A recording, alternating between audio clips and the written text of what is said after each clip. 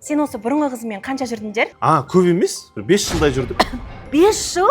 Қашан айырылыстыңдар? Ой, давно айырылыстық, уже 2 ай болды. Мен давно ұмытып кеткенмін оны. Айтпақшы, саған сыйлығым бар. Вау, рахмет! Мен 2 айда 5 жылдық отношениядан шығу мүмкін емес қой. Сонда мені бывший аясын ұмыту үшін қолданып жүр ме? Тексеріп көрейін. Официант, бір қазақша қайғылымызға қосыңызшы. Бәрі артта қалды ма? Жаныма, жаныма. Кеше бірдеңе есіме түсіп кетті просто. Алдым. Сыпиш. Көзін жұмшы. Қап-қара түнекпен. В смысле, мен виноват, мен не қатысым бар? Айтып тұрған, мен оған байқамай лайк бастым.